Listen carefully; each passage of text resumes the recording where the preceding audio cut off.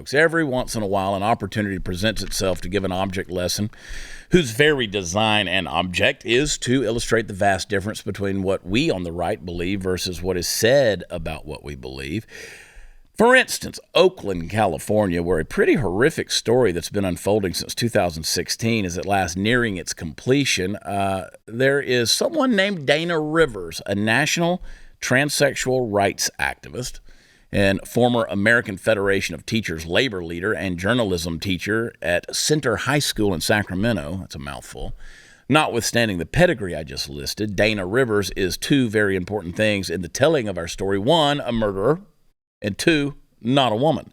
Dana Rivers used to be named David Warfield, but now identifies as a woman, and since dead naming the potential dead man walking is a crime of which I'm not particularly concerned about committing, let's just call this dude David. Now, in 2016, David violently murdered a lesbian couple and their adopted African son and then attempted to cover up the deed by burning the house in which he'd done it to the ground. Fortunately, officers arrived on the scene while he was making the attempt and were at least able to put the fire out. Unfortunately, they didn't arrive in time to save any of the three human beings he had stabbed and shot. At first, David pled not guilty, but then subsequently changed his plea to guilty by reason of insanity.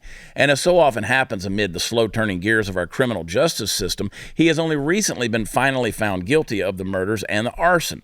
At the moment, the trial is moving to the penalty phase, and it remains to be seen whether he will go to prison or the funny farm or potentially even receive a death penalty. Now, when I said former teacher earlier, it's important to what I'm about to say that I note he was fired because despite being told not to, he continued to discuss his transgender identity with students long after concerned parents got involved. And why is that important to this story? Well, here we get to the promised object lesson, folks. Precisely because it probably isn't. Now, what do I mean by that? To answer that, ask yourself this question. If a leftist were sitting next to you right now, judging your response to this news story, and if you said anything at all about this dude being trans, what would their immediate response likely be? You're a hateful bigot, right? But this guy would be every bit as guilty of murdering two women and a child, whether he was wearing a pair of falsies or not, right? His sexual and gender proclivities might well inform the case. We don't know from the information available one way or another. But at the end of the day, he's a murderer. But I guarantee you the left won't see it that way. See, the burden of proof that you are not, in fact, a hateful bigot has been placed almost entirely on you in any given situation, and that's just not how the conversation should operate.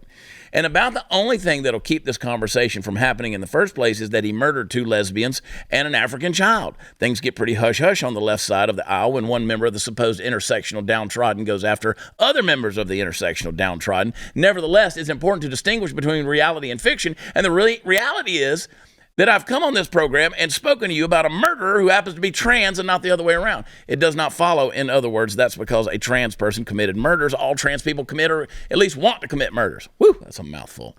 A leftist view of what I'm saying wouldn't be so charitable, and it's crucial that we remember never to place too much emotional weight on bad faith arguments. Critical thinking is challenging enough on its own. Thank you very much. You're going to have to go back and watch that one again, what I just said, so... See, they melt down. But that situation in Oakland, that's got them.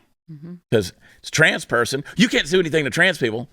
And then it's like, oh, they murdered lesbians. Oh, wait, well, see, it goes back to what we were talking about, the nightclub, the bar. And it's like, oh, we start finding these things out.